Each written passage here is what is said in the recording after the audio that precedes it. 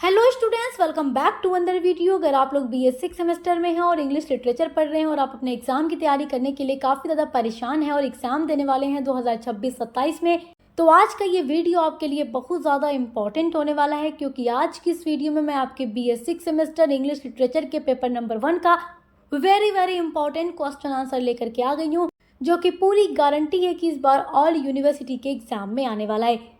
तो आपने अभी तक कोई तैयारी नहीं की है तो वीडियो को एंड तक ज़रूर देखिएगा। और इसके अलावा आपके सिलेबस की जो टोटल 8 यूनिट्स हैं उनको हम पूरा डिटेल में कंप्लीट करवा चुके हैं, और इससे पहले भी मैंने कई सारी महासंग्राम क्लासेस आपके लिए वीडियो अपलोड की हैं, जिनको देखकर आप एग्ज़ाम की पूरी कंप्लीट तैयारी कर सकते हैं। तो चलिए आज का वेरी इंपॉर्टेंट वीडियो स्टार्ट करते हैं।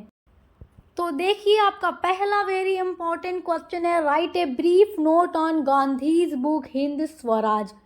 हिंद स्वराज गांधी जी की बुक है, तो इसका मेन मतलब क्या है, एक ब्रीफ नोट लिखिए, एक संक्षिप्त नोट लिखिए। ये क्वेश्चन आपके लॉन्ग में पूछेगा। देखिए, आपके एग्जाम के लिए जो महासंग्राम क्लासेस है, जिसमें आपकी टोटल 8 यूनिट का पूरा निचोड़ मैंने बता दिया है कि आपके 2026-27 एग्जाम में क्या क्या क्वेश्चन आएगा, कैसे आएगा, आपको आंसर कैसे लिखना है। तो आप उस महासंग्राम महामैराथन क्लासेस को ज़रूर देखिएगा। आज की वीडियो में मैं आपको कुछ ऐसे इंपॉर्टेंट टॉप लेवल के क्वेश्चन बताने वाली हूँ जो कि 100% गारंटी है कि एग्जाम में ज़रूर आएगा। तो चलिए वीडियो स्टार्ट करते हैं और देखते हैं आपके क्वेश्चन को। पहला क्वेश्चन है, write a brief note on Gandhi's book Hind Swaraj. Hind Swaraj is a famous book written by Mahatma Gandhi in 1909। तो 1909 में लिखी गई महात्मा गांधी के द्वारा ये बहुत ही फेमस बुक है, जिसको गांधी जी ने शिप में यानी पानी वाले जहाज़ में यात्रा करते टाइम लिखा था। इन दिस बुक, इस किताब में गांधी जी एक्सप्लेन करते हैं हिज आइडियाज़, उनके विचारों को अबाउट फ्रीडम, आज़ादी के लिए, सेल्फ रूल, स्वशासन के लिए, and the development of India, और भारत के विकास के लिए। तो इस किताब में गांधी जी आज़ादी के लिए, स्वराज के लिए और भारत के विकास के बारे में अपने विचार प्रस्तुत करते हैं। ही बिलीव्ड, वो विश्वास करते हैं, दैट कि ट्रू स्वराज मीन्स, जो ट्रू स्वराज है, जो सच्ची आज़ादी है, स्वराज है, उसका मतलब नॉट ओनली फ्रीडम, केवल आज़ादी नहीं है फ्रॉम ब्रिटिश रूल से, बट आल्सो, लेकिन self discipline and self reliance, यानी कि गांधी जी का कहना था कि सच्चा स्वराज केवल अंग्रेज़ों से आज़ादी नहीं बल्कि आत्म अनुशासन और आत्मनिर्भरता भी है। गांधी क्रिटिसाइज्ड, गांधी जी आलोचना करते हैं। क्रिटिसाइज्ड मतलब आलोचना करना। मॉडर्न सिविलाइजेशन यानी आधुनिक सभ्यता की। तो गांधी जी आधुनिक सभ्यता की आलोचना करते हैं, for creating grid and violence. तो गांधी जी आधुनिक सभ्यता की आलोचना करते हैं। एंड ही सपोर्टेड, और वो सपोर्ट करते हैं, सिंपल लिविंग, सादे जीवन को, ट्रुथ, सच को, और नॉन वायलेंस और अहिंसा को, and the usages of Indian goods. देखिए, गांधी जी हमेशा अहिंसा, सत्य और सादगी के जीवन में विश्वास रखते थे। अहिंसा होना चाहिए इंसान के लाइफ में, सत्य होना चाहिए, और गांधी जी कोई भी आंदोलन चलाते सत्य और अहिंसा के आधार पर ही चलाते थे।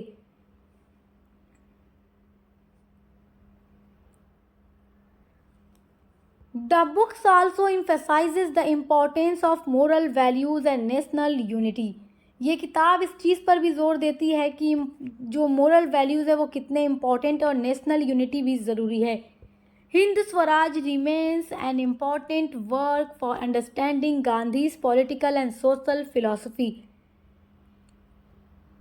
देखिए, गांधी जी ने स्वदेशी वस्तुओं के उपयोग पर भी बल दिया, और ये जो किताब है नैतिक मूल्य, राष्ट्रीय एकता और आत्मनिर्भर भारत के महत्व को समझाती है तथा गांधीवादी विचारधारा का महत्वपूर्ण स्रोत है।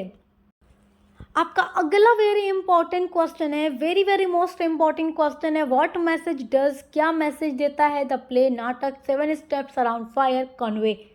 कन्वे मतलब देना या बताना। तो ये जो नाटक है यानी प्ले है, जो 7 steps around fire, Mahesh Dattani का ये जो प्ले है, क्या मैसेज देता है अपने रीडर को।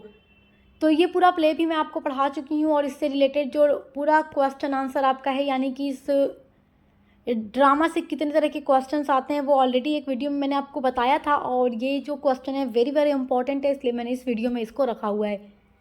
The play 7 steps around the fire highlights, ये प्ले हाईलाइट करता है discrimination, injustice and neglect faced by gender hijra community in society. तो ये जो प्ले है समाज में किन्नर यानी हिजड़ा समुदाय के प्रति भेदभाव, अन्याय और उपेक्षा को उजागर करता है। इट शोज, ये प्ले ये दिखाता है दैट कि transgender people deserve same respect. जो ट्रांसजेंडर हैं, जो किन्नर हैं, वो भी same respect, love and rights as everyone else, यानी कि हर इंसान की तरह, हर मनुष्यों की तरह ही, सामान्य मनुष्यों की तरह ही किन्नर भी सोसाइटी में सम्मान, प्रेम और समान अधिकार पाने के हकदार हैं। The play reveals how society often marginalizes them and treats them unfairly. इस प्ले में दिखाया गया है कि समाज उन्हें अक्सर हाशिए पर रखता है और उनके साथ अन्याय करता है। The main message of the play is all human beings should be treated with equality, dignity and humanity regardless and their gender, caste and or social status. इस नाटक का मुख्य मैसेज ये है, मेन मैसेज ये है कि सभी इंसानों के साथ समानता, सम्मान और मानवता का व्यवहार होना चाहिए, चाहे उनका लिंग, जाति या सामाजिक अवस्था कुछ भी हो। Society should reject discrimination and provide equal rights and opportunity to everyone. समाज को भेदभाव छोड़कर सभी को बराबरी अपॉर्चुनिटी देनी चाहिए, अधिकार और अवसर देना चाहिए। आपका अगला वेरी इंपॉर्टेंट क्वेश्चन है, what is the main theme of the novel a house for mister Biswas. This is very important question. A house for mister Biswas जो है, इसमें मिस्टर बिस्वास की कहानी है जिनके पास अपना घर नहीं है, जो काफ़ी गरीबी देखते हैं और ये अपना एक घर बनाना चाहते हैं। तो वो घर जो है इनके लिए केवल एक रहने की जगह नहीं है, बल्कि उनकी आज़ादी, उनकी पहचान, उनकी सेल्फ रेस्पेक्ट का सिंबल है। तो इसका मेन थीम आपसे ज़रूर पूछेगा। ये पूरा जो नॉवेल है मैं आपको पढ़ा चुकी हूँ।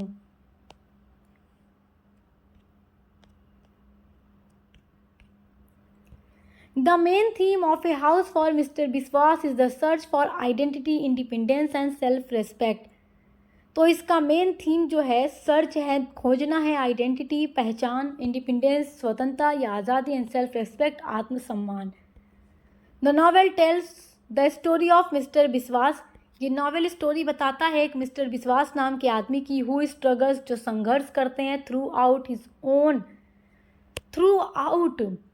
His life to own a house of his own.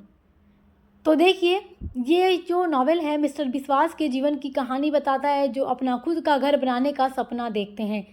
The house symbolises freedom, security and personal achievement. उनके लिए घर केवल रहने की जगह नहीं, बल्कि आज़ादी, सिक्योरिटी और व्यक्तिगत उपलब्धि का प्रतीक है। The novel highlights, explores themes of family conflict, poverty, colonial society and the desire for individual freedom. ये नॉवेल पारिवारिक संघर्ष, गरीबी, औपनिवेशिक समाज और व्यक्तिगत स्वतंत्रता की इच्छा जैसे विषयों का भी चित्रण करता है, यानी उन सारे थीम को भी उजागर करता है। Mister Biswas faces many difficulties but continue to fight for his dreams. Mister Biswas अपने लाइफ में काफ़ी ज़्यादा संघर्ष देखते हैं, मगर फिर भी वो हिम्मत नहीं हारते और लगातार अपने सपनों को पूरा करने के लिए वो मेहनत करते हैं, हिम्मत करते हैं। थ्रू हिज जर्नी, अपनी जर्नी के थ्रू द नॉवेल दिखाता है the importance of self reliance and the human desires to create a place to call one's own. अनेक कठिनाइयों के बावजूद देखिए मिस्टर बिस्वास अपने सपनों को पूरा करने की कोशिश करते हैं। ये उपन्यास दिखाता है कि हर व्यक्ति सम्मान, स्वतंत्रता और अपनेपन की भावना पाने की इच्छा रखता है और एक ऐसी जगह की तलाश करता है जिसको वो खुद का अपना कह सके, जैसे एक अपना घर। The novel teachers that every person wants independence. ये नॉवेल ये बताता है कि हर इंसान आज़ादी चाहता है और एक ऐसी जगह चाहता है जो उसका खुद का हो, जहाँ वो सेफ हो, सुरक्षित हो, आत्मसम्मान के साथ रहे और उसकी आज़ादी का भी प्रतीक हो। आपका अगला इंपॉर्टेंट क्वेश्चन है, देखिए, who is the main character of the novel nectar in a sieve. Nectar in a sieve Kamala Markandaya का बहुत ही फेमस नॉवेल है। पूरा नॉवेल मैं आपको पढ़ा चुकी हूँ। इसकी थीम पर ऑलरेडी मैंने वीडियो अपलोड किया है, थीम वाली वीडियो ज़रूर देखिएगा। एग्ज़ाम में थीम भी ज़रूर पूछेगा, मगर ये क्वेश्चन भी कई बार पूछ चुका है, who is the main character. Main character कौन है of the novel nectar in a sieve. Rukmani is a poor village women who narrates the story. Rukmani एक गरीब औरत है, महिला है जो कि स्टोरी की नरेटर है और अपनी पूरी कहानी यही इस स्टोरी में नरेट करती है। थ्रू हर लाइफ, रुक्मणी के जीवन के माध्यम से द नॉवेल शोज, ये नॉवेल दिखाता है स्ट्रगल्स को ऑफ रूरल पीपुल, ग्रामीण जीवन के ग्रामीण लोगों के स्ट्रगल को दिखाता है, including poverty, hunger, family problems and the effects of industrialisation. अब देखिए ये जो नॉवेल है इसमें गरीबी को दिखाया गया है, भूख को दिखाया गया है, फैमिली प्रॉब्लम्स को दिखाया गया है एंड इंडस्ट्रियलाइजेशन की वजह से लोगों की जो लाइफ पे प्रभाव पड़ता है उसको दिखाया गया है। Despite many hardship, Rukmani remains patience, strong and hopeful. इन सारी कठिनाइयों के बावजूद भी रुक्मणी को सब्र है और साहस के साथ उसे विश्वास होता है कि उसकी लाइफ में सब कुछ ज़रूर एक दिन सही हो जाएगा।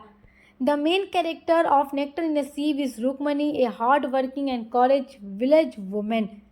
तो नेक्टर इन द सीव की मेन जो कैरेक्टर वो रुक्मणी है, जो कि एक मेहनती, साहसी और धैर्यवान ग्रामीण महिला है। तो मेरे प्यारे बच्चों, ये कुछ ऐसे क्वेश्चन है जो कि पूरी 100% गारंटी है आपके एग्ज़ाम में ज़रूर पूछेगा। तो इन सारे क्वेश्चंस को अच्छे से तैयार कर लीजिए। इसके अलावा एग्ज़ाम में जितना भी अदर क्वेश्चन आपके यूनिट से बनेगा उनके लिए मैंने महासंग्राम क्लासेस अपलोड कर दिया है। इस वीडियो से पहले मैंने अपलोड किया है, तो आप विजिट करके ज़रूर देखिएगा। पेपर नंबर 2 की भी आपको पूरी क्लासेस महासंग्राम वीडियोस मिलेंगी, प्लेलिस्ट मिल जाएगी। तो अच्छे से तैयारी करते रहिए। Best of luck. हम मिलते हैं अगली वीडियो के साथ।